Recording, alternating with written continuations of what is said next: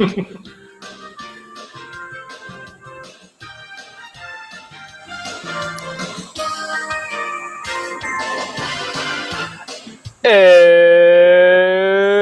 Matty and Patty, coast to coast from Brooklyn. This is Pat McMenamin to San Francisco. It's Matt Youngner. Say hello, Matty.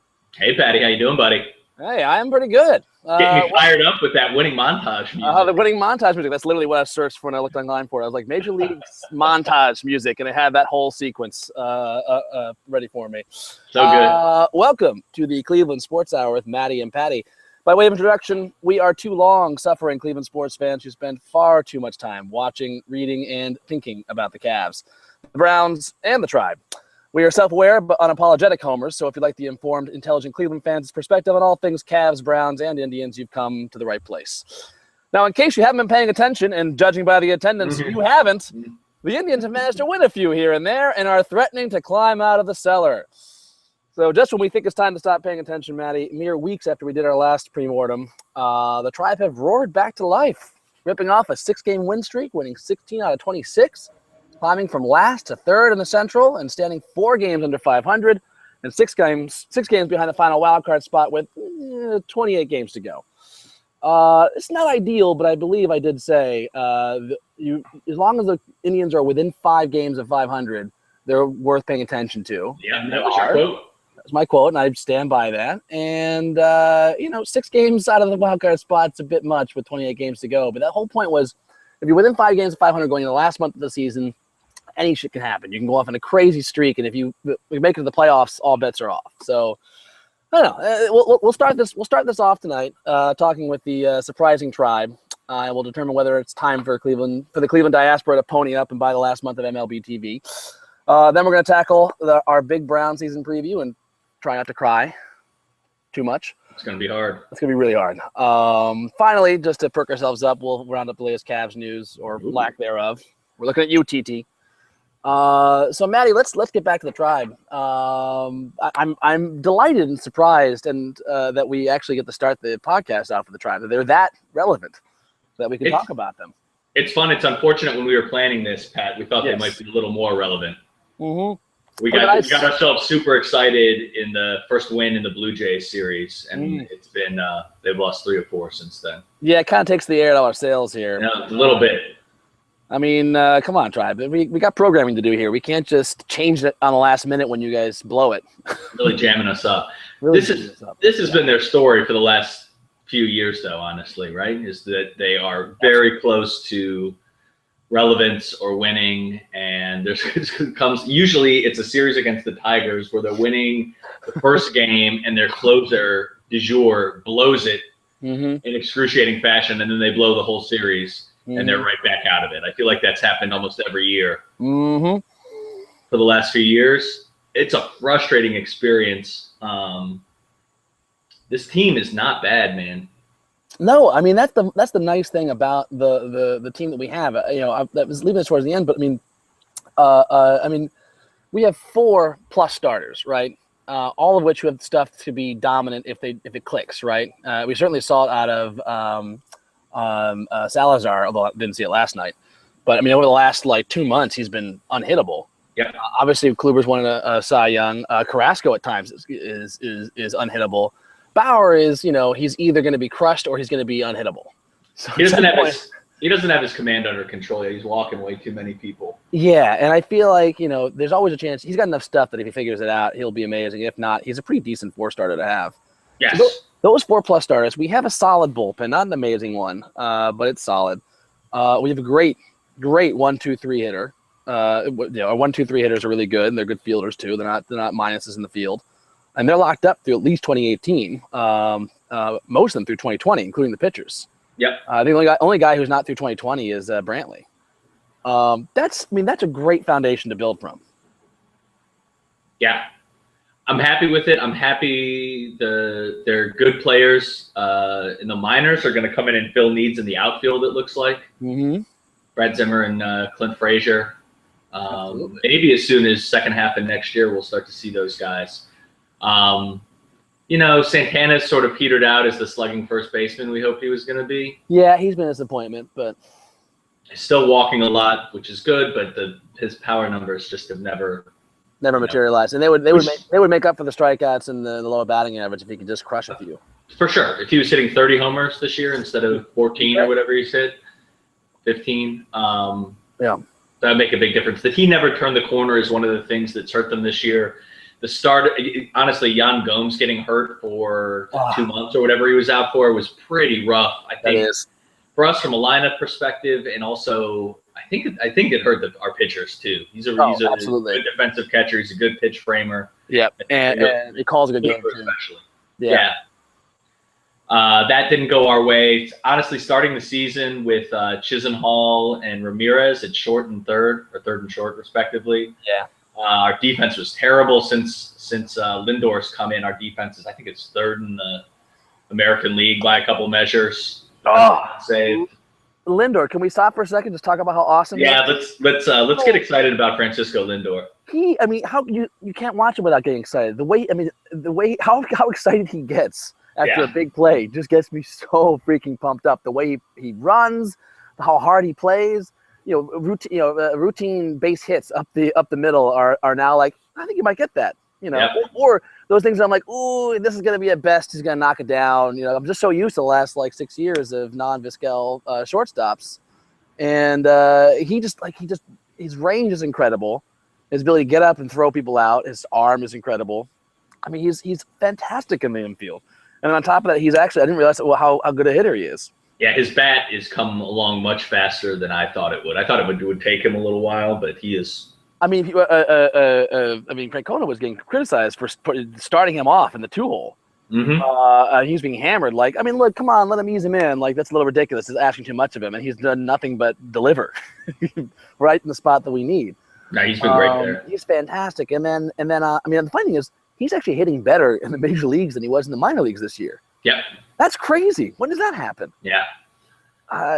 Just unbelievable. I mean, what's incredible to me is that Correa, the Astros shortstop, has been running away with the with the race as soon as he came in. But I'm looking at the numbers now, and it's he still has the edge, I think, on Francisco, but it's pretty close. Yeah. I mean, Correa is only better in home runs, 16 home runs to Francisco's 7. 7 in 2 months of play is a lot of home runs for a shortstop. In steals, he's got 11 and 14 versus Lindor's 6 out of 8 attempts. Although I think that's a lot of that has to do with Francona's pretty conservative with the base stealing, which is a minor quibble I have with him. But Lindor has the batting average, except on base percentage is actually equal, so it kind of equals out. I mean, this is incredible. I'm pulling up their WAR real quick because I feel like. Yes, please give me some advanced sabermetrics that I don't understand. I feel like Lindor was closing on him. Yeah, Lindor's at 2.9 right now, which is really good. Ooh, I like hearing that your keyboards hit. And Correa's at 3.2. So Lindor's conceivably could catch him if he has a huge end of the season. Yeah, and Correa slows up a little bit or whatever, because the home run numbers are skewed a little bit by Correa playing in Houston, which is homer-friendly park. I mean, Houston now has 10 players with 10 or more home runs on their roster right now. So part of that is how they constructed their roster, but part of it is just that right, whatever they call that stadium now. I don't think it's Minute Maid. I definitely don't think it's Enron Field. But whatever the heck Houston Stadium is a bit of a bandbox. Yeah. No, Lindor is awesome, man. That's people should be super, super excited about him. Well, the nice thing is that you can watch. I mean, it's exciting to watch the games now because you have an electrifying player like that. Even if we even when we're out of the season, so even if we don't rip off a 6-game win streak starting tonight, which we kind of need them to do to get us back into this. Yeah. It's still worth watching the rest of the season because Lindor might do something crazy and incredible. I mean, there's this one slide he had that's straight out of Major League. Yes. Where he's just legging out a single, turning it into a double. The ball comes in. He's dead meat. The ball is there. He's starting his slide. The guy puts the slide down. He has both his hands out. He just pulls his right hand back, left hand around, touches the base, safe, and then he jumps up and just he's so pumped up with getting that slide. That was, I mean, that's Wesley Snipes. Yeah. Willie Mays Hayes. Willie Mays Hayes.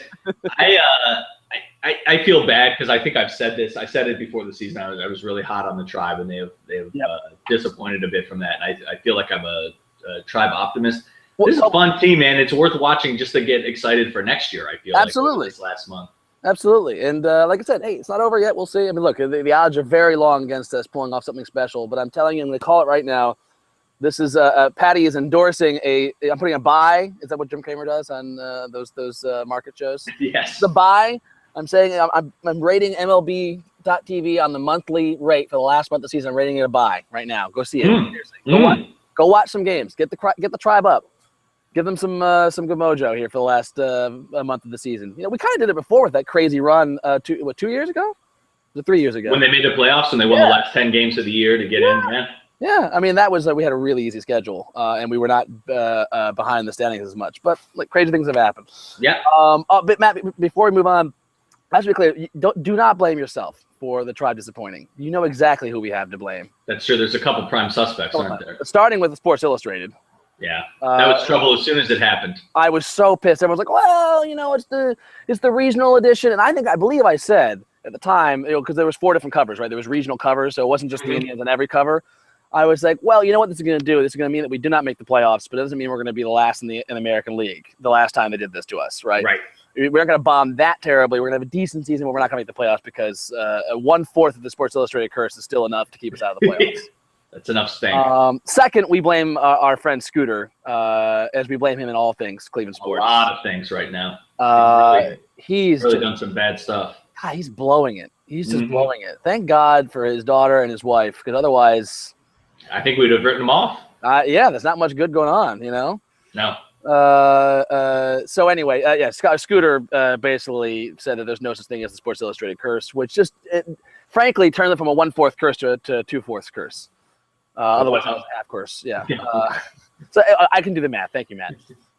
I was just going with the numerical. It felt more poetic. It felt right to go from 1/4 to 2/4. Okay. Anyway, sure.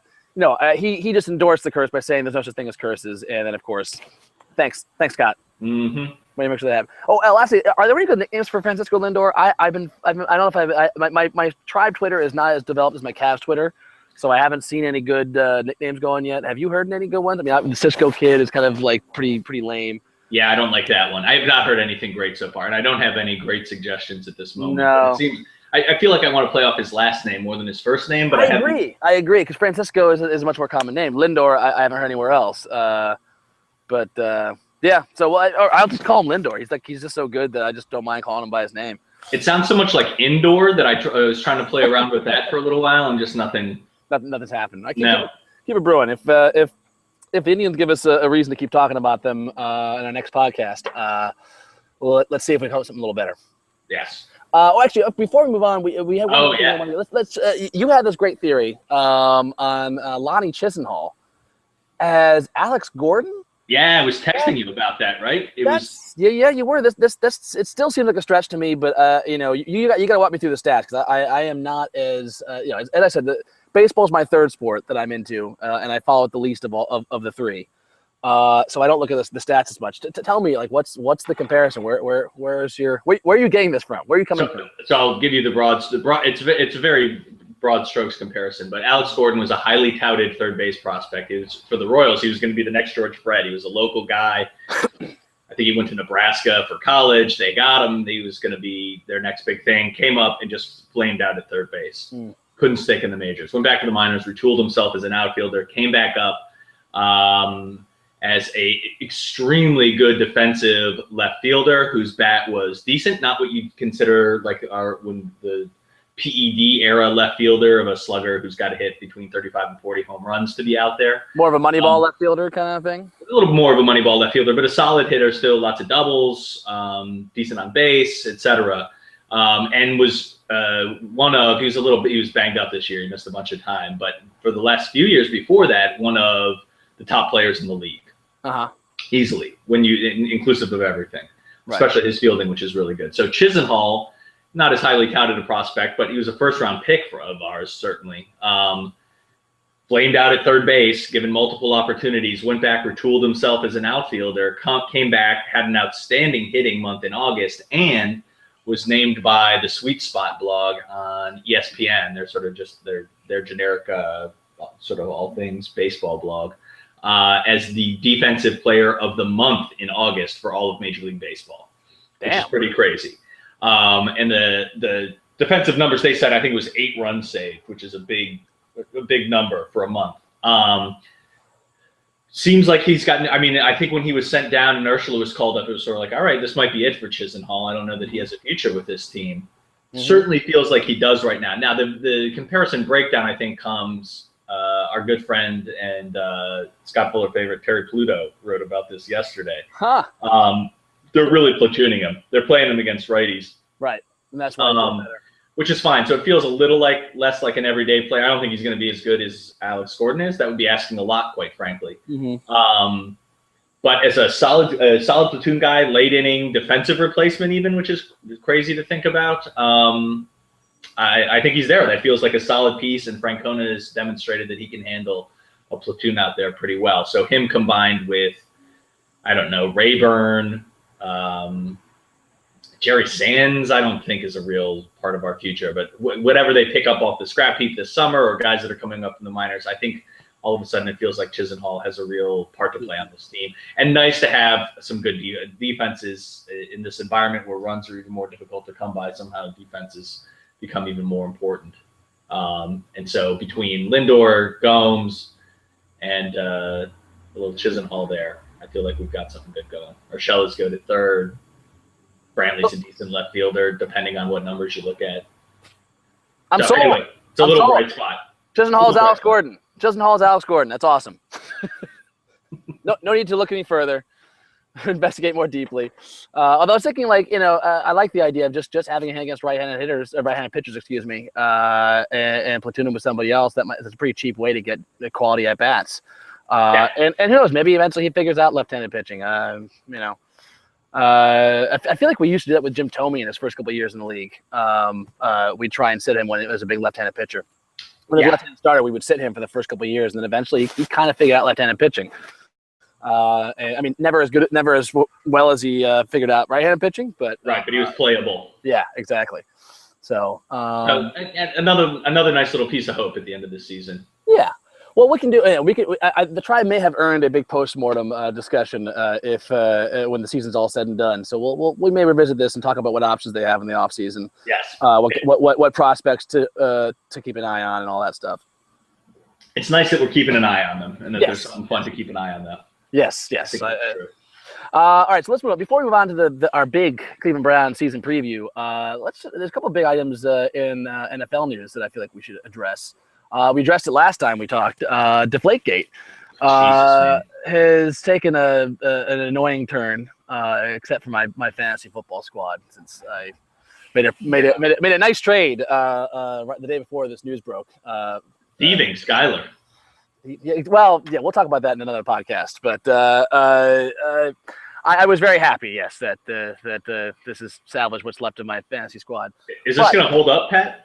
We're talking about Tom Brady the suspension being overturned. He can play. I think it is. I think it will hold up. Yes. Thank you. It was a long preamble to announce what happened, but I think everyone knows by now that Tom Brady's suspension has been overturned by a court. The NFL is appealing. But the more I read on law blogs and my dad's ranting, my dad's a lawyer. It tells me that they aren't going to win any appeal. The NFL, that he's gonna start. And not going to have any kind of suspension. And what annoys me about this is that the entire world knows well enough, the preponderance of evidence, like I know it's not a legal standard, but we all know Tom Brady is fucking guilty. He is so incredibly guilty. But I understand that there's not enough, that would actually hold up in a court of law. There's enough reasonable doubt that you can't actually suspend him and dock him pay. I don't really know how that is. I don't care enough to read the legal documents to know why. This is something we should be asking Ned Sackman. Do you think that punishment fits the crime? If I grant you that he is guilty, is it 4 games worth taking a little air out of balls? I feel like it. Only because it is cheating, and there should be some punishment for cheating. Not like suspended for an entire year. It's not like smoking pot, bad, Matt. No. That's a crime against humanity. Crime against humanity. That if you keep doing it, you should be banned from the league for life. For sure. So just to be clear on that. But no, I feel like 4 games is a reasonable suspension for cheating. Whether I think the de-inflated balls really had an impact in the game, I kind of buy the argument that it actually had a bigger impact on fumbles. Even though there's some arguments that those numbers are not really that strong. Yeah. Even if you try to get as generous as you can towards those numbers, the Patriots are still amongst the lowest fumble rates in the league since 2007. It's a pretty incredible streak. Yes, that could be just the way they run, but fumbles to me are also a bit of a freak occurrence there as well. And if you had a deflated ball, that would really make it easier to not fumble, especially if your balls were the only ones that weren't fully inflated. Right. So I buy a little bit into it that it's worth a 4-game suspension, not a full season. That would be ridiculous. But I also agree with the suspending him for a couple of games for trying to just fuck with the league and destroy my phone and hide evidence and make up horrible excuses like, oh no, deflating. They were talking about losing weight, and I always destroy my cell phone. It's like, oh fuck you, an extra game just for that. Yeah. So I'm annoyed at the NFL for being so incompetent that they've blown this, and now he's going to be playing the whole year. This is embarrassing as hell for Goodell, though, isn't it? Right? I mean, what hasn't been embarrassing for him? I don't think so.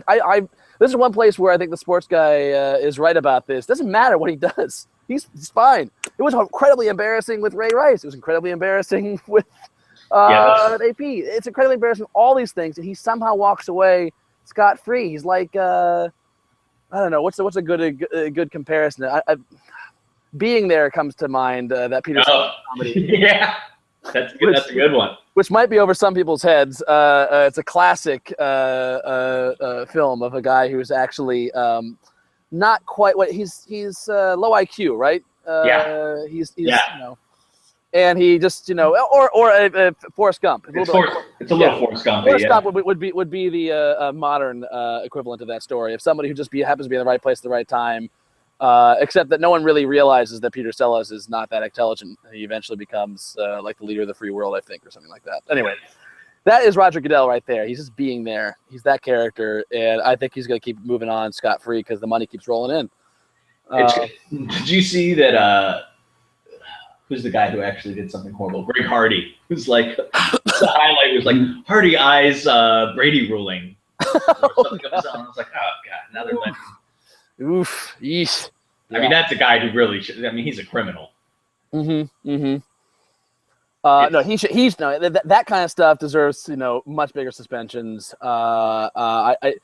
The Ray Rice deserved to be suspended for the entire year from the get-go, and that's what was so horribly embarrassing. And what also bothers me is that Roger Goodell is such an asshole, is such an idiot that it distracts from how horrible Robert Kraft is as an owner. He is a grade A motherfucker, and so is Tom Brady. This is painting the Patriots as the good guys in this. Yeah, the Green Party. No, fuck that. The Patriots are one of the worst motherfucking organizations in the fucking league. They're horrible people.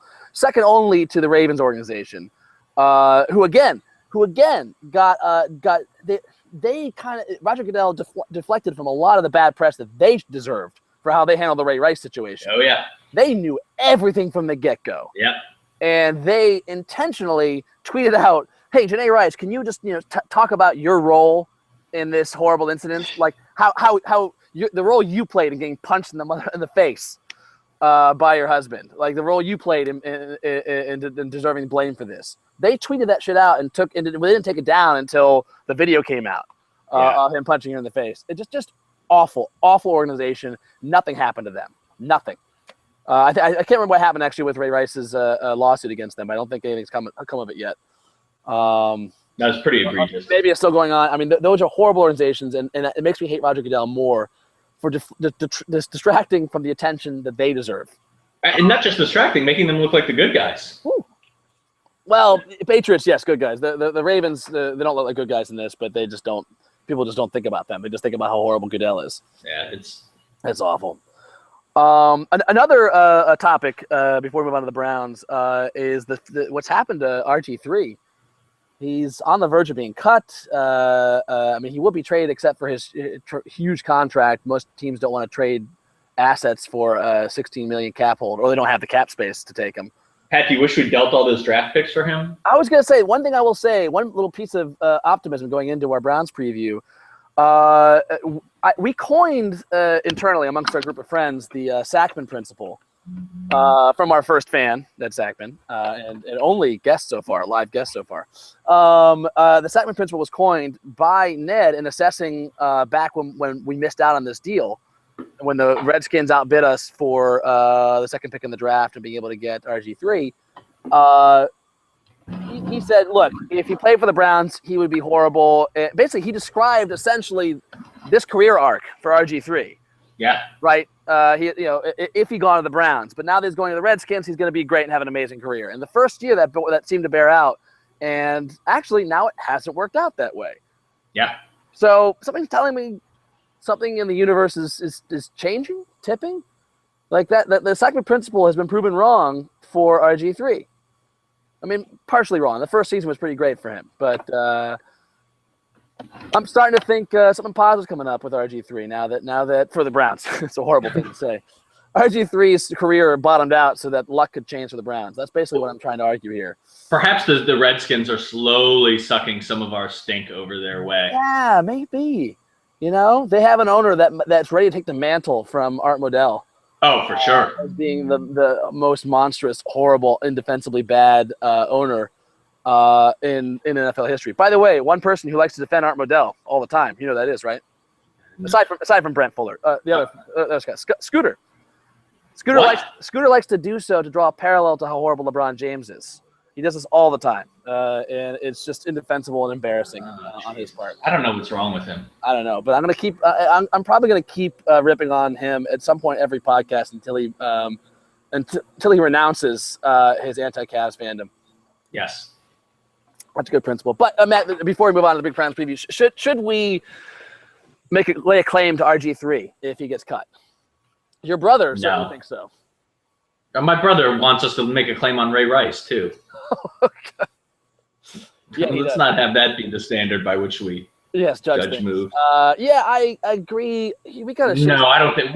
We don't need that nonsense. Like, what? First of all, what are we gonna do for him? It's not like we're in a position where we can revitalize players' careers, right? Mm-hmm. That's not our reputation. Mm-hmm. It wouldn't be good for him. It wouldn't be good for us.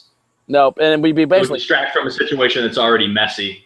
Yeah, and if we're still trying to get what we can out of the Manziel draft pick in the hopes that he had a pretty decent preseason, we'll talk about that in a moment. Right. We're still trying to develop him. That blows that out of the water. Look, if RG3 is great, who gives a shit about Manziel? But I don't see any reason to think that he is going to be good. I think like when he had that knee injury, it took away the main threat that made him his otherwise ordinary skills as a passer extraordinary. Yeah. He becomes just an ordinary guy. No, I think listen, in an ideal world, it's probably Chip Kelly gets his hands on him and sees what he can do. Yeah, or what Seattle's trying to do something with him. Yeah, he needs a solid organization that has a plan that doesn't he wouldn't be the focal point, all that stuff. Yeah, agreed. For his good and everybody's good, I hope something like that happens. The Browns is not the place for that to occur. The Browns is where careers go to die, not to be revived. So I don't know why he would be excited by that. No. Anyway, and also so let's move on to our big. Maybe if Shanahan was still here. Yeah, no. Well, at the same time though, Shanahan and RG3 kind of hate each other by the end of it too.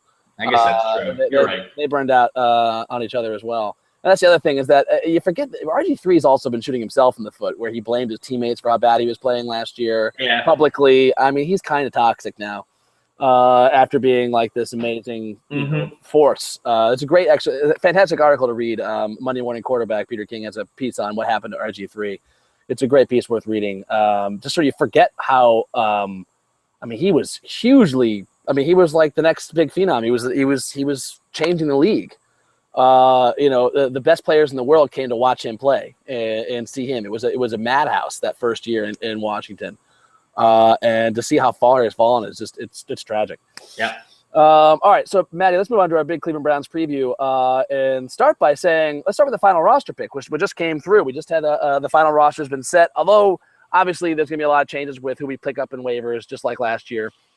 There's some weird stuff going on. But the transition I want to make here is that we only have 2 quarterbacks in the roster. I think it was it ESPN? No, it was Grantland's pick for the worst free agent off-season signing. Our starting quarterback, Josh McCown. Oh, yes. And probably the worst first-round draft pick in recent memory, Johnny Manziel. Those are our 2 quarterbacks in the roster. Could they be leaving a third space for RG3 if he gets cut? No, I do think they're leaving space for other people getting cut. Like Matt Castle was cut by the Bills. I didn't see that. Oh, my God. Yeah, he got cut by the Bills after they traded for him in March. That's shocking. I mean, I hope they don't do that. I don't know if they just think that Manziel is going to be fine for the regular season. They feel okay if they like Pryor, who made the team, as an emergency quarterback. And I think that's what they're thinking. They must be thinking, look, if we lose both these quarterbacks to injury, we're fucked anyways. Let's just play crazy college football with Terrell Pryor. And that way, and it's smart because if you get to the third quarterback level, you're fucked anyways. And if you might have time to sign anyone, if you want to have another pocket passer, if there's an injury, and this allows you to carry an extra positional guy. So I don't think it's that crazy to go into the season with just 2 quarterbacks. I mean, also because I don't either. And I don't think that I don't think the goal of the season should be making the playoffs. And I'm just going to say it right now. And look, no, it shouldn't be. I think we should be realistic here.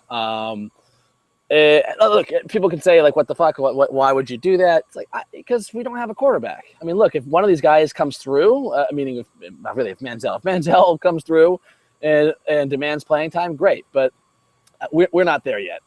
I mean, I think we could. I'm looking forward to just a competitive season where we don't flame out and that we're in it and we make some noise and have some big wins. But that's actually hoping for a lot. Yeah. Let's set expectations where they need to be, very low. That's asking for a lot. And 2, that's not a terrible season for what we've been used to. It is disappointing though, Pat, thinking back to us being 7-4 and really thinking about the playoffs last year, that this is what we're talking about now for this season. Yeah, that is depressing. Well, let me give you an optimistic and a pessimistic spin on what you just said, and the 7-4 start from last season. The pessimistic spin on the 7-4 start last season was we had the easiest schedule in football. The AFC North had a really easy strength of schedule last year, and we went to 7-4 largely on the strength of that. But we did have some big wins against Cincinnati and Pittsburgh, 2 playoff teams, and we embarrassed Pittsburgh. Mm-hmm. Embarrassed them. We embarrassed the Bengals. We beat them pretty good. Yeah, and that was and we embarrassed the Bengals without Alex Mack. But the point being, I think, and that's where I get my optimistic spin. My pessimistic spin is that we have a much harder schedule this year. The strength of schedule this year is much harder for us and the AFC North.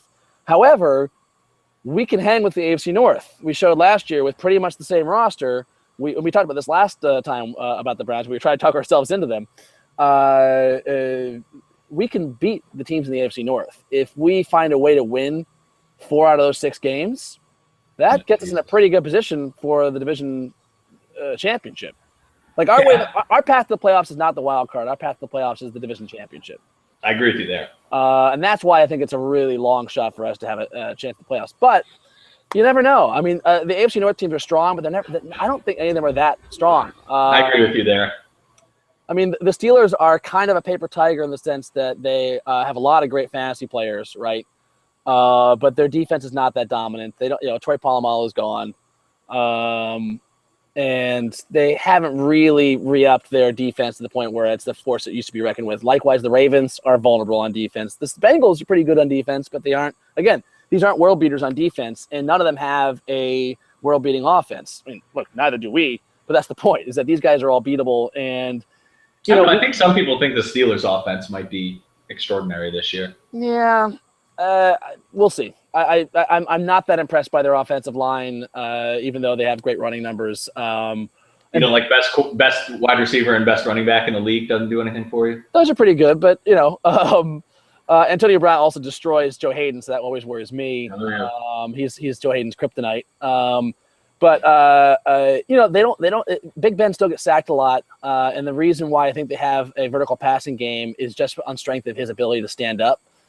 I mean, like they don't give him a lot of time in the pocket. He's just able to make more time by being hard to drag down, and he's very fast and can extend plays with his legs. So, there is still that. But their offense I think is probably the best in the AFC North. But I still don't think it's world beating. They're going to have huge games, but they're going to also have some human games. Look, our defense just destroyed them last year. Yeah. Shut them down. They had didn't they have Le'Veon Bell then, or was he? I think it was he injured. He was there. Tony Brown was there. Tony Brown was there. Big Ben was there. Everyone was there. We just destroyed them. So I think they are beatable, is what I'm trying to say. So, So any other observations for the final roster? I'm going out of order in our pre-game plan here, starting with the final roster, and then we can get to some of the more surprising cuts throughout training camp. So I think there's two interesting things. One is that they only kept 6 offensive linemen. Yeah. Although that's supposed to change. The tweets I was seeing was that McDonald, I think, got cut, and that they think they're going to sign him right away back onto the practice squad. But you can't go into the season with 6 offensive linemen. That's absurd. No, absolutely not. And they kept 4 tight ends, which also doesn't really seem viable to me. So something's going to change there. That's weird. But what do you think we're going to do with the tight ends? I mean, why would we keep them? It didn't really make sense to me. They're not really tradable. There's no. I would not think they're tradable. I don't get it, honestly. Maybe there's something as a wrinkle in our offensive sets that we're going to use a lot of 2 tight end sets, using tight ends as the fullbacks, I guess. Are we counting one of the fullbacks as a tight end? No, that's separate. And they kept Johnson. Yeah. Johnson, who is by the way, a very unusual fullback in the fact that he can run downfield and catch passes. Yeah. So I sort of feel like we have 5 tight ends. It's a little bit like that. Yeah. Yeah. It's weird. That's my guess, is that we're going to do a lot of mixing and matching. You don't know if we're going to have 2 tight ends or a fullback in each set. Like we can pull a tight end and have them be a fullback at any moment. That sounds about right, especially if we want to run the ball as much as we do. To have a bunch of tight ends just to extend the offensive line. I mean, that could be an explanation, but it still seems very weird. It feels like something else is going to happen here. Yeah, exactly. And that could just be scraping off other teams' cut lists. They're keeping their eye on people that they like. And honestly, I don't know enough about the NFL to speak credibly about folks that are getting cut from. Yeah, I never know. Other teams that we might like, beyond the big names who probably are cut for a reason and don't belong in the NFL anymore. Yeah. I don't know enough about the young up-and-comers to say who we might go after. But it seems like we have to be doing something. Cannot go in with 6 offensive linemen. No, it seems like we're going to sign a few that we have our eyes on a few guys that we think are good that we can probably get through waivers. So I feel like we did last year. I forget who we got off waivers last year. The McDonald cut. McDonald was the guy from Seattle, right? Mm-hmm. Yeah, so that was a huge disappointment. I think they like that. So I think that's the one. I think they're planning to get him back. I guess, but it'll be practice squad, so that's Yeah. And we're certainly risking letting him go, so that means we can live with it if somebody else claims him. Are you a little concerned that it doesn't seem like Irving has won a starting spot? Yeah, I am. Cause that's what they've said, right? He's not going to start. Yeah, I don't think so. I think Greco's starting at right guard. That does concern me. It seems. I don't know. I mean, I'm guessing this team is no nonsense. They're not going to do it unless it's. It doesn't sound like Irving has played poorly. It's that Greco has played so well. They want him to focus on that. They want Irving to be able to plug in anywhere someone gets hurt. Right. And then have him. It's just for his rookie year to be the plus plug-in. So I get that's good. And we certainly had a really great offensive line last year with Greco. It went to shit when we lost Mac. So this is sort of a great thing that we have. Any injury on that line, we can plug in. Irving. Thank you. Sorry. We can plug in Irving, and basically not miss a beat. Maybe a little beat while the rhythm's off, but like within a game or two, they should be. We have a guy with really plus talent at every position on the line. That's a pretty great thing to have. So it kind of makes sense. Whereas if we plugged in Irving to guard, and then someone else gets hurt, and then Greco moves into his old spot, then we have to move 2 people on the line. So I get that. If they're kind of equal, this makes sense to me. If I'm talking myself into it, I'm not that concerned, and he's more of an insurance against Mac leaving next year. So that's, I'm into that. I can talk myself into that. You? How do you feel? Yeah, I guess I feel the same way. I mean, it's still a little disappointing. This is probably a good transition to the Phil Taylor talk, right? It's a little disappointing to have first-round picks that aren't coming in and starting right away. It's not a quarterback. Like that hurts in our record. That maybe we just let's start talking about Phil Taylor. Yeah, let's start off right away. I mean, Phil Taylor, before this cut, he was cut like unceremoniously like last week. Yeah. Well, I think that was actually let's cut him and give him time to catch on with another team. I think my sense is that was a respectful early cut. Well, fair enough. Yes. It wasn't like the point was we knew before the last game we're getting rid of him. Like that's what I meant. We didn't wait to see if he could turn around. We didn't wait to see. We'd seen enough, and it's time to cut ties before his contract was done. I mean, yeah, he hasn't been in the league 4 years. This is his 4th year, right? This is going to be his 4th year, right? No, I think this is his 5th, right? Did we re-sign him? I forget.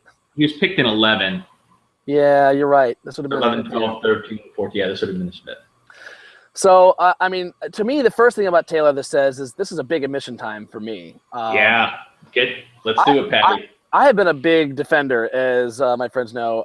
I've been a big defender of Heckert over the years. But I think it's time for me to admit that there's a reason that Tom Heckert still does not have a GM job, and it's not because of his drinking. I think he actually might suck. he might actually. I mean, look, suck. I mean, he's probably good. He's clearly got some talent and personnel, but not enough to be the GM. I was thrilled when his first 3-4 drafts came through because I saw those players play, and I said, these are average football players or decent football players. And he also got some good guys in the 2nd and 3rd round. But he had a bunch of bombs. I think Hayden's the only first-round pick that's panned out for Heckert. Yep. We cast off a lot of his first-round duds as being Holmgren-driven. But, I can't imagine he wasn't on board with Trent Richardson, who stinks. The other Red Rocket, who I've already forgotten his name. What the hell is his name? Brandon Whedon. Brandon Whedon, who has, as we discovered last time we talked, has said, God forbid I should have to play. That's So one guy's out of football, Trent Richardson, or about to be. Brandon Whedon says, God forbid I should have to play. Phil Taylor, his other big draft pick that he traded up to get after trading back, very similar to our trade up to get Manziel. He's not any. Did anyone pick him up yet? I don't think so. Have they? No, I think he might be done. Everything I read was just that he was not moving well. It's sort of sad. I mean, it's sad. It is sad. And this is your point too. You mentioned to me on the phone before we talked about this. Now, it may not be so much that he's a bad football player, but just the injuries have caught up to him. And he, there wasn't any reason necessarily to think that he'd be that injury prone at the time. Right. But the problem is, even when he was healthy, he didn't make a huge impact. Watching Danny Shelton play in the preseason, I never saw Phil Taylor do that shit. Right. Danny Shelton's crazy, and that's the transition here to positive stuff about how good Danny Shelton looks and how he seems like the real deal, and is going to be a guy that is going to be a good draft pick for us for years to come. I don't want to jinx us again with the injuries, but and maybe I just did. Hold on, I'm going to go walk over to a tree here and just knock on it real quick. Hold on, okay, we're good. But I never saw Phil Taylor do that shit. Once or twice I see him break through the line, but that was usually by design, and then he just got to the quarterback too fast. Yeah. But I just didn't see that many moments like that. So Patty, let's look at our first round draft pick since we've been back. Yeah, let's do that. You have it in front of you? I'm looking at it right now. Good. I think I pick let's say Shelton's going to be good, and that's really early and optimistic, obviously, right? Yeah, and we can leave out this year too. It's almost too early to know. So let's not count this year. Yeah. 70, 18. So we've had 18 first round draft picks since 1999. So a couple of years where we had you're going way back. Oh man. This is since the new Browns. I count God. If you give me Jeff Fain and Cameron Wembley as viable NFL players, viable, not all-stars. 4 good players. Jesus. Tim Couch, no. No. Courtney Brown, no. No. Big Money Warren, no. No. William Green, no. No. Jeff Bain, maybe. Maybe. Hold that. Oh no, he was a starting center on a Super Bowl winning team. Didn't he win a Super Bowl with the Saints? With the Saints? I think so. So he's viable.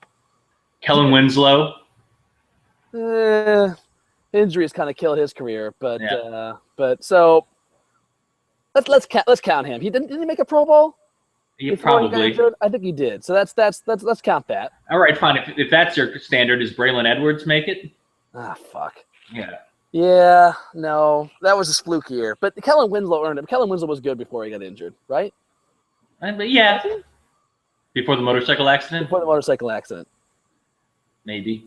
Yeah. All right, fine. I'll give you Winslow. Yeah. Cameron Wembley. That's rough to say. He never won a Pro Bowl, and he was like a part-time starter on the Raiders. He was never very good. I say no to Wembley. So right. we might even out between him and that's fine. Winslow. So we're still at 2. Joe Thomas, obviously, yes. That's 3. Mm-hmm. Quinn, no. Mac, yes. That's 4. Hayden, yes, is 5. And then you're not going to get any of Phil Taylor, Trent Richardson, Brandon Whedon, Markevius Mingo, Justin Gilbert, or Johnny Manziel. Jesus, this is why the Browns always suck. No wonder. Yeah, you can't whiff on so many first-round picks. On essentially 3/4 of your first-round draft picks, most of which were, I was going to say most of which were top 10. That's still a lot of them. Mm. Yeah, and that's been the depressing thing. 8, 9, 10 top 10 picks in there too. Yeah, and I mean, look, the preseason, which we watched, you didn't watch any games. I kind of watched some highlights. I think my dad maybe watched Johnny Manziel's drive. No, I think it was Johnny Manziel's drive and the one home game we had against the Tampa Bay, I think. Yeah. Buccaneers. He maybe watched a couple of drives of that, and they're like a competent football team, nice. But the preseason was pretty pathetic. It's hard. Not more pathetic than Justin Gilbert was just atrocious. Yeah, God. Just what the hell happened there, man? It sounds like it's something with his head. Like he clearly has the physical tools, and we just did not. We made a bad judgment call on. We had the research that he had this reputation. Not being serious in the film room and having a bad work ethic, but that was Pettin's pick. Maybe Pettin was counting on himself to rather you can whip him into shape. Yeah, and it has backfired. So because he's somebody that other people liked. It wasn't like we made a crazy reach to get him where we got him. No. I mean, there were some that valued other guys higher. Right. He was not the consensus top cornerback in the draft. But he certainly had elite physical tools. But that's because there wasn't a consensus top quarterback. That's true, right? That's true. Yes, exactly. And in particular, what Pettin liked about him was his ability to do the press coverage. He was a big physical guy who could catch up fast. I mean, look, it's still. I'm not ready to write him off yet, but I'm getting pretty damn close. I mean, it's the second year in a row that like undrafted cornerbacks are ahead of him. Like a second year of undrafted cornerbacks are ahead of him on the depth chart. Yeah. Not just Quan Williams. I forget who the other guy is that we have, but he was starting over him. Pierre Dessier certainly starting over him. It's embarrassing, and it's a big problem. We really could have used that cornerback pick to work out. Do you wish we had just stuck where we were and taken Sammy Watkins? I mean, not really, because Sammy Watkins hasn't been like a game changer. He's been good, but just good, That's for right. We're going to bring him in here and give him no quarterback. What's the point in that? Yeah, exactly. And it gave us another draft pick that we ended up using on Irving. What's that, Irving? So I like getting Irving. I think that was a good thing at the end of the day. I think it was the right trade to make. I just wish we'd gotten the right cornerback, I guess. But look, the Gilbert pick is the one pick I'm willing to give this regime a pass on. But when it's when you tack it on top of the litany of failures of previous regimes, it's really hard to swallow. Pat, how do you feel about two of the deepest wide receiver drafts in recent memory, and the Browns coming out with nobody that they drafted? That's true. The cut list that we did not mention was Vince Mayle. I think that was his last name, right? Yep, he was the fourth rounder that we had high hopes for. Cut. We kept Pryor over him. Yep. Which makes sense. I mean, but I don't know that Pryor is necessarily going to be a better receiver than Mail. We also that we could go into these drafts with that is an obvious need for the team and come away with nothing. Mm-hmm. I mean, I guess Taylor Gabriel we came away with, not undrafted, but yeah, and we also let Charles Johnson walk, become a star on the Vikings. That is unacceptable, just absolutely unacceptable. We invested in him for an entire year and then just let him go. That was a big mistake. So I'm less than impressed by this new regime, but I'm comparing them against what's his name, Mike Lombardi. Right. At least he's not Mike Lombardi, which is currency that will get this regime very far with me. Because that guy, his draft gave us Barkevius Mingo, and that's about it. Yeah, right? That's it from that entire draft of a usable player. Do we get anybody else useful from that draft? I don't think so. That was the 2013. Now keep talking. I'll look it up. Oh yeah, it's just these guys have not done well. The problem is what I'm interested in. What I will say is, even though there's a lot of amazing receivers that have been drafted over the past 2 years, and we didn't get a single one of them. And Dwayne Bowe seems terrible. People were talking about him being cut, guaranteed $9 million and getting cut. Yeah, which is crazy. By the way, Pat, that draft, the Mingo draft. So I pulled it up real quick. I can do this fast. Our second round pick we forfeited for Josh Gordon. That year? No. This is the year after, wasn't it? That was the year before. No, this is the Mingo year. We forfeited because the previous regime forfeited it, so we technically got him. Correct. Again. But we can't give that credit to Mike Lombardi because he said that he was a waste of it was a panic draft. Correct. Whatever. Right.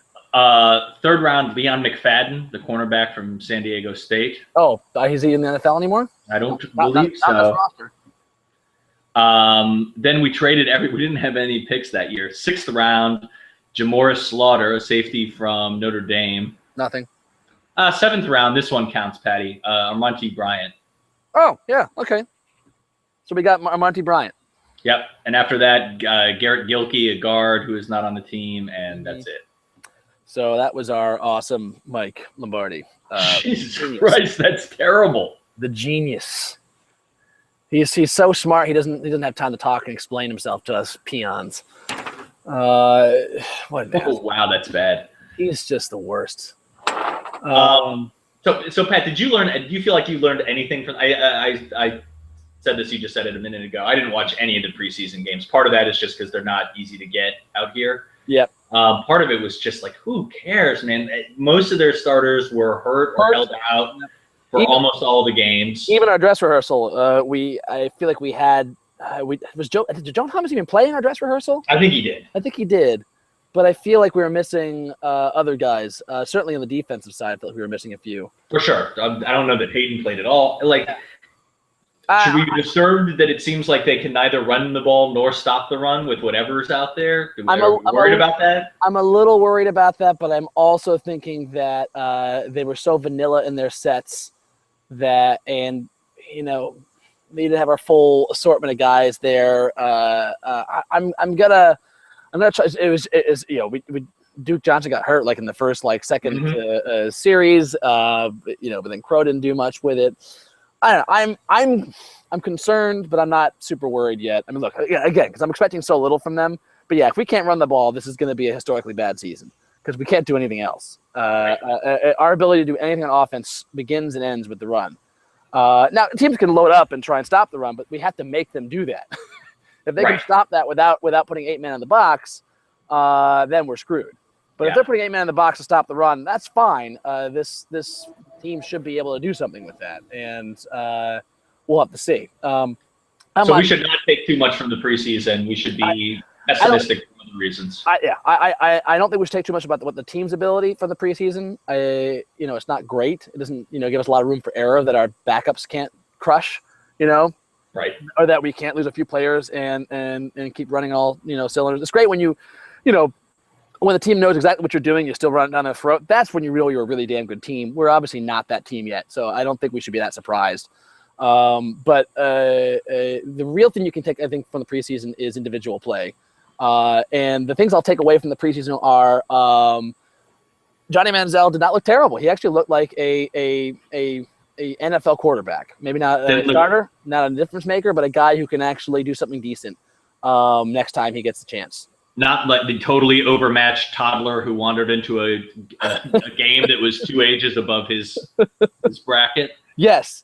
Not like Matt Saracen walking onto an NFL field and trying not to destroy his life. No, he looked like he actually belonged out there and knew what he was doing. I kept watching a lot of good plays in preseason that people caught on camera, which I didn't. I'm sorry, in the training camp stuff I did not see last year with all of the huge hoopla around him. I never saw any great moments from him. I saw like some drills that he would throw good passes. These were real game actions where he was scrambling and throwing darts to guys who were well covered in the end zone. I was like, oh, that was a hard throw. And he made that. That's pretty good, So we have reason to hope for Manziel to be a useful quarterback. I'm still pessimistic on him. I think he's going to be 4 years and out of the NFL. I would 6 years at most. I don't think he's going to have a long career. No, because I don't think he's going to catch. I don't think he's going to go be a backup in Dallas. No, exactly. Like Whedon at least has an arm. Yeah, and he can be a pocket passer as the fad of the running quarterback has sort of run its course a little bit. I don't think that we have much to think about him. But look, he gave reason to hope. I don't think it's a guarantee that he's going to be a useless quarterback. Scrambling is still a useful ability in a pocket passer. He's got that. If he can learn to be an effective pocket passer, and then add the scramble on top of that. So, we forget that Ben Roethlisberger, while being a pocket passer, is as good as he is because he scrambles, because he's hard to sack. Yeah. He's also an enormous human being. Yeah, well, that's what makes him hard to sack. Yes, but yeah, that's the thing that Manziel is not. He's an elf. He looks like and plays like the brownie elf. Yeah. So I'm still not high on him, but that's one positive takeaway from the preseason. The negative, of course, is Justin Gilbert looks like a complete and utter bust, and that's surprising to me. I thought Justin Gilbert might be the one silver lining from last year's first-round draft, that he might be able to turn it around from a disastrous rookie season. No, I felt the same way. He seems to have gone nowhere.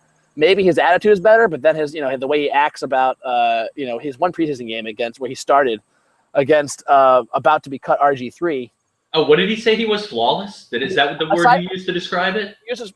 Flawless was the word he used to describe his performance, but for that one play where he let Pierre Garçon get wide open deep and then drop the ball wide open. It would have been a touchdown, easy. And I thought at first, it was a mixed up coverage. He thought he had help over the top, and it wasn't even that. The explanation was he was just looking at the run. Yeah, like he was selling out on the run as he was alone on the island, knew he was alone on the island, and sold out on the run. It was dumb as shit. Yeah, and that's the problem. I think he's not that smart. I think he's really not a smart football player, at least in terms of football smarts. Right. He doesn't have good football IQ, and you kind of have to if you're going to be an island out there. Yeah. I think he's done. I think he might be cut. He's still on the roster, right? He didn't get cut, right? No, he did not get cut. I think he might get cut next year. Or traded. I don't know, but I think that becomes realistic. Yeah. They owe him so much money still that it's not. Yeah, I think we might cut him. But before next year.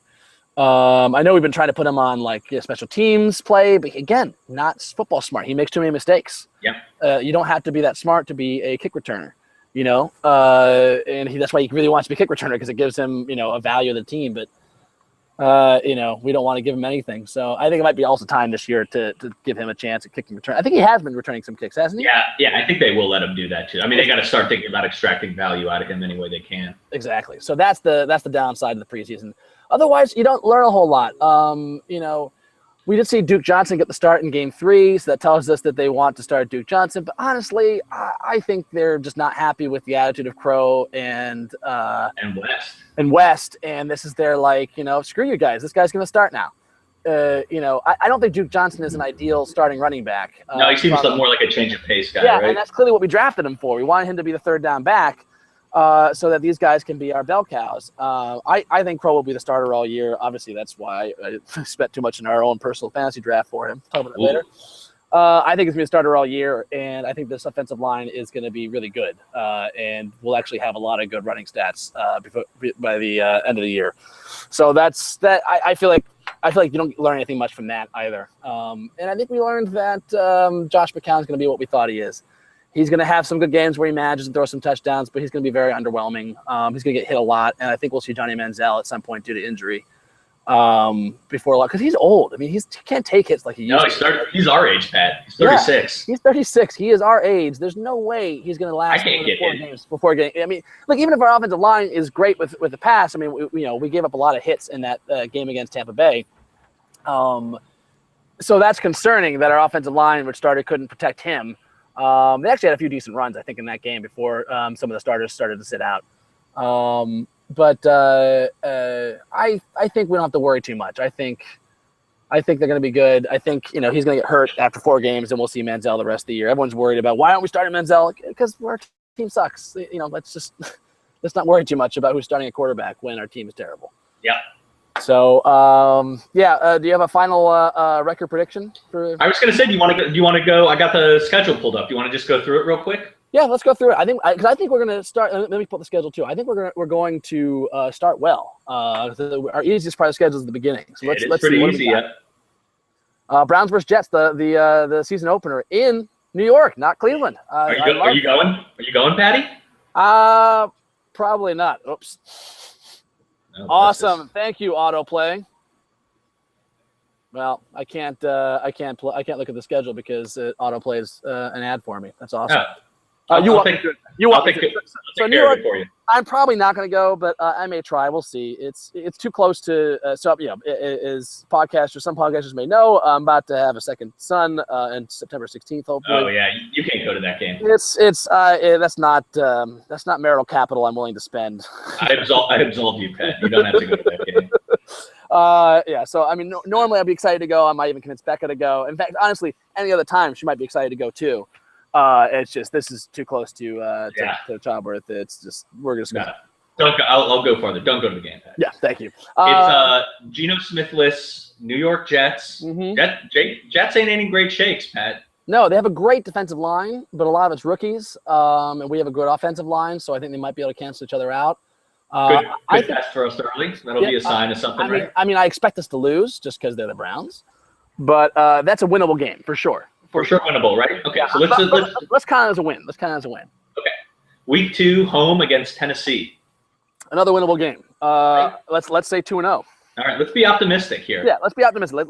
I mean, we can say toss-ups and we'll trade them off later, but this is, but this one for sure, I'd say 2-0. Patty, week 3, at home, Oakland. What? I mean, Oakland's getting a little better, right? Yeah, they're not as bad as they were last year, but they're not world beaters yet either, exactly. No, I might call that one a toss-up, but let's go ahead and call it a 3-0. I think if the Browns are what we hope they can be, let's be optimistic. Let's say 3-0. Patty, they're starting out 3-0. Exactly. Super Bowl. You know where the Super Bowl is this year, Patty? It's in San Francisco. Oh my God. This is getting. This is like a sign. This is an omen. I'm starting to put money away for my ticket at this point. I just described that as an omen, by the way. Oh yeah. That's not really the word I'm looking for. An omen is a sign of soul-crushing things to come, so maybe it is an omen. Anyway, continue. Week 4 at San Diego.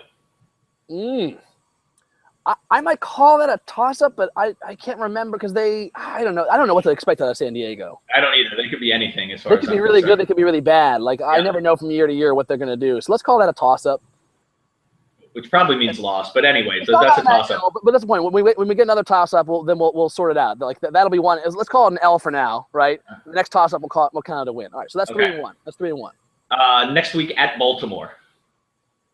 All right. I think we lose that at Baltimore.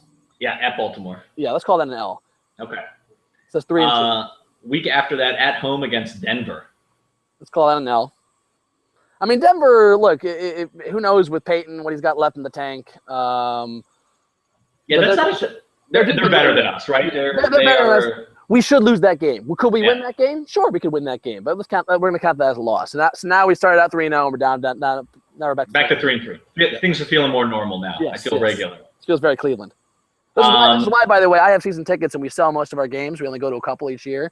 My sister's really pushing us to start selling tickets now. My dad and I are saying, no, actually, let's get the unrealistic hopes up for the Browns in the first 3 weeks of the season when we have a winning record. Then we'll sell all our tickets. Yeah, that's what we're planning to do. So. I think that's smart. Yeah. Sorry. So we're 3-3 now. What's next? Week 7 at St. Louis. That's winnable. Interesting, right? Little friskier St. Louis team, maybe. I mean, they were pretty frisky last year, actually. Yep. I just don't have a lot of faith in the quarterback they just traded for. I think he's terrible, and I think that was all Philly offense related. Yeah. So let's call that another toss up and count this one as a win. So we're 4-3 now. 4-3. Another toss up though. That's definitely a toss up. We are week 8 back home against Arizona. I think that's an L. But I mean, it's a winnable game. They aren't that good, but they were pretty good last year, and they were pretty good. They're getting better. They drafted well. I'd say that's an L. So that's I think so too. 4-4. Week 9 at Cincinnati. At Cincinnati. That is a Thursday night game, by the way. Ooh. Remember what happened last time we played them around that time of year on a Thursday night? I'm going to go ahead right now and call. I'm going to call it early. I think we're going to go 3-3 against the AFC North, optimistically. Okay, we're one loss in our schedule right now. We're 0-1. So let's instead of I have no idea what the circumstances are going to be, but let's count this an L because it's away. We'll count the home games a W, even though it'll be a different mix of those things, right? Okay. Let's count this an L. So now we're what? We're 4-5 now. 4-5, and week 10 we go to Pittsburgh, which I think we got to count as an L. Yeah. So 4-6 now, and seriously, all 3 of our first AFC North games are on the road. Yes, seriously. That is bullshit. Yeah. All right. So 4-6. I mean, I bet we'll win one out of those, but then we'll also disappoint in a home game late in the year. 4-6.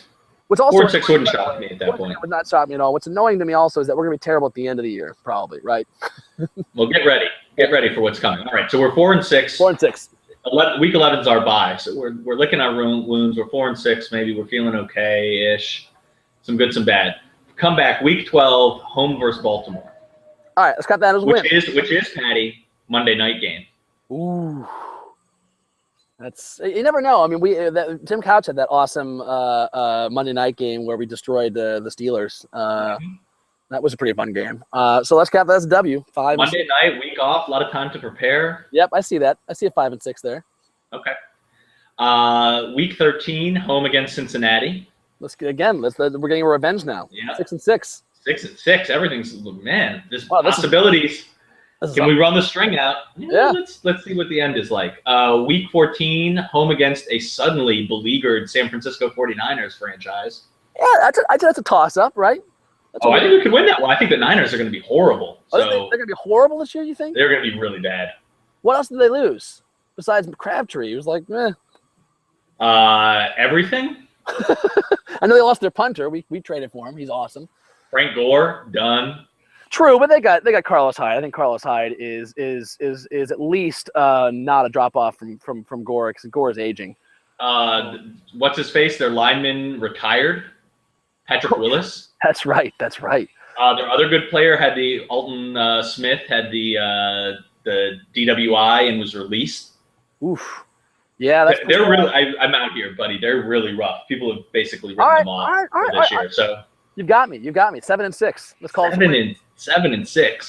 That's crazy. I did not expect us to win 7 games. I'm already surprising myself here. All right, 7-6. Let's go. Here comes the hammer of reality. Week 15 at Seattle. L. 7-7. Right. Instant. Yeah. Let's go. Next. Week 16 at Kansas City. Yeah, tough place to play. That's an L. I don't think they're that amazing, but their defense is really strong. They got a good running game. I don't see us winning that game. That's an L. So 7-8. Now, so wait, 7-9 now? No, 7-8. That's 7-8. All right, and then our last game of the year. Pittsburgh at home, January 3rd. That makes us 8-8, Matty. By my rules, we're 8-8. Now, if we add the Cleveland effect of losing games we should win, I think that takes us down to about 5-11, maybe. Yeah, I think we might win 6 actually. That's surprising. Ooh. But obviously, I think 5 might be our floor. To be honest, I think this team, even at its worst, even at its chokiest, is got enough talent that it shouldn't lose that many games that they should win against those other bad teams. Yeah, and honestly, I know our strength of schedule is harder than it was last year, but I don't know. It's possible for some of those teams to not be good, right? Like San Diego, I feel like could not be good. We talked about San Francisco, but it's also possible for some of those teams to suddenly be good and we don't realize it. For sure. So it goes both ways. Yeah. But that's why I think at the end of the day, the real key to our season is the AFC North. Like, think about it. The 3-3 of the AFC North is what makes us 8-8. Yeah. In that scenario, if we approach the balance, in that balanced way, going 3-3 against the AFC North is what makes us an 8-8 team. Yeah. So that's the key to everything. And we went 2-6 last year, I think, right?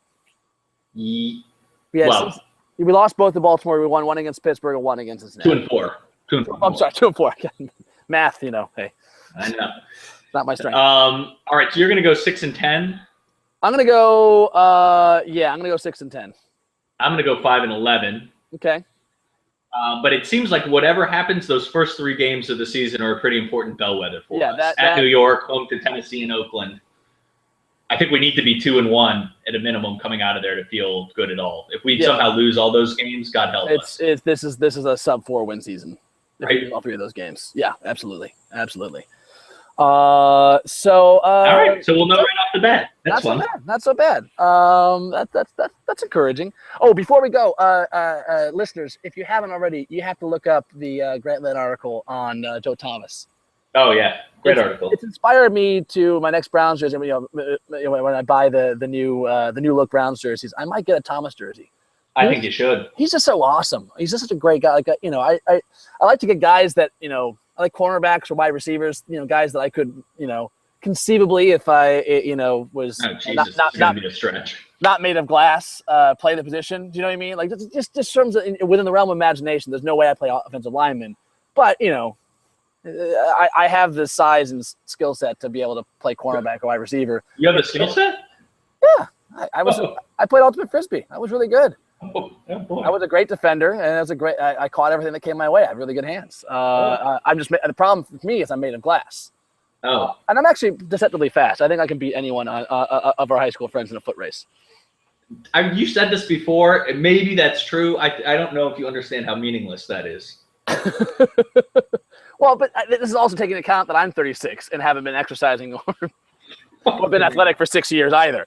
When I retired from Ultimate before my age of 30, that was my peak of prowess. But I was pretty good. I was really good, actually, back in the day. But I am literally bragging about my glory days as an Ultimate Frisbee player right now. So I think it's time to move on, Matty, to our Big Cavs finish. Yes. In the last 10 minutes we have here, we went a little long on the Browns preview.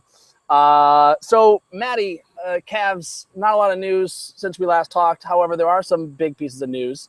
Let's start with TT reaching DEFCON 5. Yeah, man. All right, we said we should be worried if we don't have him signed by the time we next podcast. Matty, we're podcasting, and TT still has not signed. It ain't close. How worried are you? I'm real worried. Yeah. I don't know if I should be real worried, but I am, as we've talked about, I'm terrible at negotiation. So I'm starting to freak out already. Mm-hmm. As soon as, all the stories listen, Rich Paul, I think, is doing his good job as an agent, right? This is what he's supposed to do. Right. The stuff about how he either signs the max they want this year or he's going to take the qualifying offer. And if he takes the qualifying offer, he's not going to be back in Cleveland next year. He has said that. Yep. The leak story about Toronto wanting to offer him the max, so they're building their Canadian super squad with him and Corey Joseph and keeping an eye on getting Andrew Wiggins when he's a free agent in 4 years, which is not going to happen. And I don't understand how they're going to sign TT to that kind of money with how much space they have. They don't have enough space right now. They're going to have to make more moves to clear space for a role player. I mean, TT is a difference-making role player. He is worth $80 million for sure. That's a ton of money, and that's a crazy thing that we would have been laughed at saying this last year. Yes. Is he worth 90? I don't think so, but I certainly can see the Cavs overpaying for it. Like, I would not be upset if the Cavs do that. I'd be sort of upset at TT for making them do it. Yeah. But I think it's a move the Cavs are going to have to consider doing if they take him at his word about walking in a year. I'm not that nervous because I think the Cavs are right in calling his bluff. I just don't see TT walking away from LeBron from a LeBron team in LeBron's remaining years of his prime-ish. You know, he's on the downside of his prime, but he's still within his prime. Yeah. Right? These are the remaining couple of years. Not many years left. This is the one chance. Plus it's $80 million too. It's not like he's getting raked over the coals here. No, that's a great contract. That's a great contract. Your life is set. And so he's this is what he's going to do. This is what he's telling us. I'm going to take $8 million instead of 16. Take half the amount of money this year to play for an entire year as the full-time backup to Kevin Love, who's got a second year in the system and might have an amazing year, right? Finally justifying his contract and all that stuff. And a playoff run, hopefully, that has the whole team healthy, which means TT's not going to be as glaringly important as he was the last time around, even though I still believe he's going to be finishing games, most likely, right? Yeah. Our final lineup's going to be with TT as the center, right? I think so. They envision him as the center, the starting center. I get it, but he's going to be splitting his minutes with Mozgov. I don't see how that's going to result in a bigger payday. It's a much higher risk of TT getting less, I think, especially given the market. I just think it's a really bad gamble for him to make. Right. I mean, I think the Cavs know it. Right. The gamble is he's never missed a game, right? So you're saying I'm going to stay healthy like I am. I'll get minutes, and next year, whatever happens, he showed enough last year that next year, with record space available and more teams with room than ever before, somebody will throw that money at him. Yep. And he's bet. He turned down 4 years and $52 million from the Cavs last year. That clearly was the right choice. Yep. I don't know. We've talked about this before, but this is feeling a lot like the Andy's one contract. And that's what I think is going to end up happening. I agree. The Andy's contract. And I think that went all the way into training camp. Yep. I think he missed a couple games in the season too. I think they got it done before. Because I remember his first game starting, LeBron had this plan where he was going to sub himself out first. Or no, he was going to sub in with Andy so that the crowd couldn't boo him. Oh. That was what he did. I remember this. He made the decision to sub out early, and then when Andy was subbing back in, I mean, he told the coach he wanted to do this. He wanted to sub in with Andy so the crowd could not boo him because they'd be booing LeBron too. It was that ultimate team guy move. Maybe loved LeBron so much the first time around when he did that. And I think that's because it was mid-season by this point that he joined. I think he made us miss a few games that season. We weren't doing that well early on, and we blamed him for hurting the team. So I think that is really the right parallel because he took it into the season. We'll double check, and if we're wrong, we'll say something about it. But I think I'm right. I'm trying to look it up now. Yeah, I think Andy started middle of the season, and that is the right parallel for us because TT is really going to push us to what point do we want to hurt our playoff run. We already got Kyrie out. We'll talk about that in a second until January potentially. So the pressure's on the Cavs to not lose so many key guys and make our big players like LeBron and Love play too many minutes early in the season, right? So I see the Cavs, eventually caving in some way that makes it a victory for TT, but I cannot see them giving him a full max contract of $90 million. I see them giving him 85 and giving him the tax treatment that he wants, meaning paying him more in the front or the back, whichever he prefers. I think they're going to eventually cave on that, but they're not going to give him the $90 million, and they'll do it probably at some point in training camp. That's my prediction. I found this story. You have to listen to this. This is fascinating for any number of reasons. Go for it. So this is from, I don't know what source this is, but whatever. This is Thursday, December 6th, 2007. Aha, I got it. December 6th. Cleveland yesterday matched the Charlotte Bobcats' 3-year offer for restricted free agent Anderson Varejao, ending a protracted contract dispute that gives the struggling Cavs some much-needed help. Bobcats, in need of a big man, reached the $17 million Tuesday, leaving Cleveland a week to match or lose him. They wasted no time keeping him. Decision came the morning after the Cavs lost their 4th straight game. They're 0-3 without superstar LeBron James, who sprained his left index finger a week ago. Mike Brown criticized his team's lack of effort in an ugly 179 loss to New Jersey, something that Varejao should be able to help improve. Wow. Yeah. That was bad. And that lasted a long time. A long time. And I'm 100% right, by the way, about the LeBron story, about coming in, subbing in with Varejao. Because he came in a home game, and that was his first game back was a home game. And he was worried about where the fans going to boo Varejao for being so selfish, that whole thing. So I see a similar thing happening with TT, but I think. Yeah, listen. Look at this too. Before training camp opened, Verjao turned down Cleveland's 1-year, $1.2 million qualifying offer. If he had signed that, he would have could have become an unrestricted free agent after the season. And in late October, the Cavs rejected a 6-year, $52 million deal that his agent presented. Wow. So we were right to wait that out, and it was a good thing. Yeah, I gotta think we'll cave a little bit, but we can't cave all the way. Because of that. My concerns with Kyrie Irving, we just talk about that now. This report that he's not going to be ready for the start of the season. He might be out until January. Yeah, although I freaked out about that, and you're right. The more I've read suggests that was just sort of loose talk. It's loose talk. It's the point is that he's probably not – they want to take it super slow with him, which means that if they take it super slow with him, even though he could go by the beginning of the season, they're not going to rush it. So they probably aren't going to start him by the beginning of the season. There's a chance, maybe we'll see how the rehab goes. But they want to take it real slow with him before getting him into contact drills and all that stuff. And I would expect him to come back in, late November, early December, and I'd be fine with that, 100%. And the other thing is, if he waits until January, it sucks for us.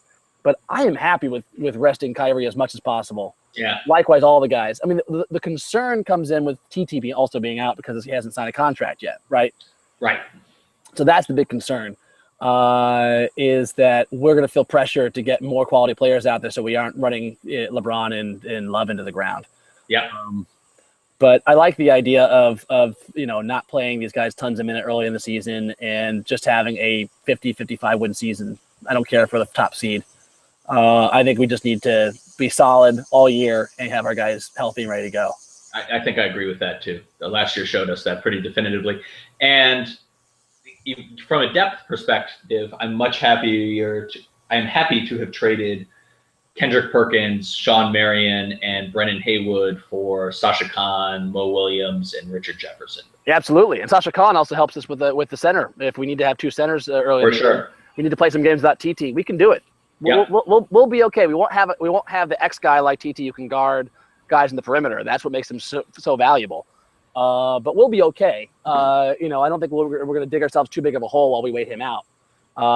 So I think the Cavs will wait this out, and I think we're going to get him to sign to a deal that's bigger than we probably should give him, but that's short of the max. That's my prediction. It'll probably happen. Which means like 5 years, 85 or something.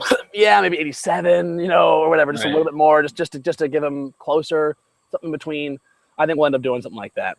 But yeah, Sasha Khan is a good pickup. We didn't talk about that, but we need to wrap it up here because we're going way over time now. But there's one big signing that did happen. I think something important happened, Pat. Something might have happened, and I think it's best summed up by this.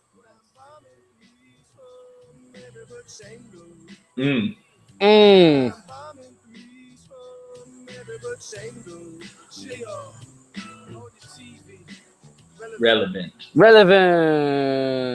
How do you feel? Matty? Patty, I am so happy. I've clearly crossed into an irrational zone with J.R. Smith. I have two self-created J.R. Smith T-shirts that I wear around.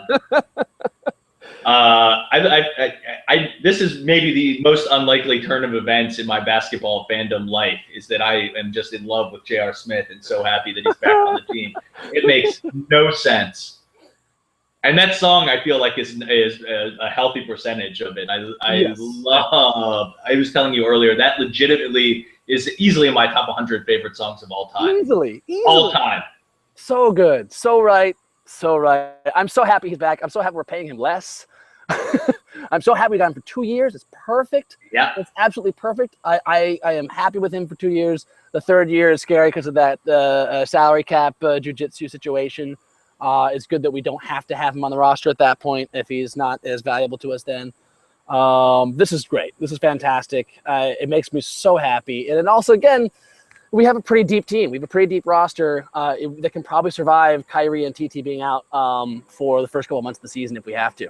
Yeah, he was a big piece to get him back. Yeah. As disappointing as his finals was, I think we talked about this, right? We just started. That was our issue, is that we were asking players to do too much. Yep. Deli is not a starting point guard. JR is not the second scoring option on a team, right? But yep.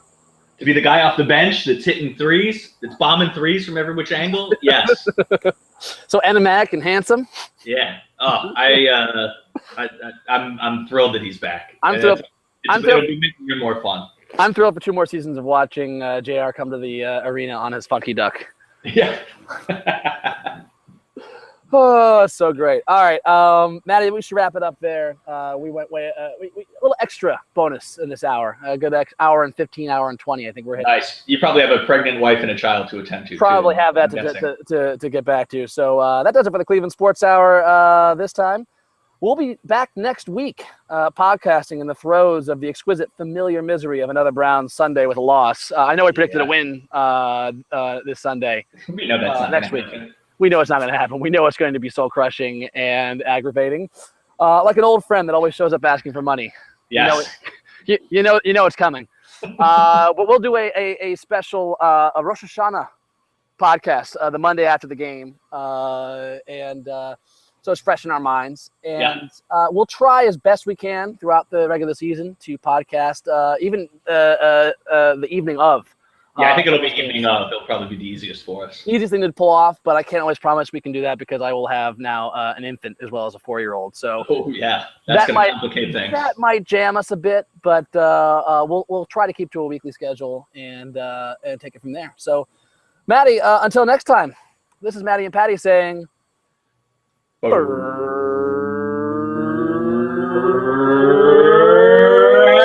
Friendship. That was not bad, dude. That was perfect, Matty. We nailed it. I think we got this down. All right, see you, Matty. All right, buddy. Take care.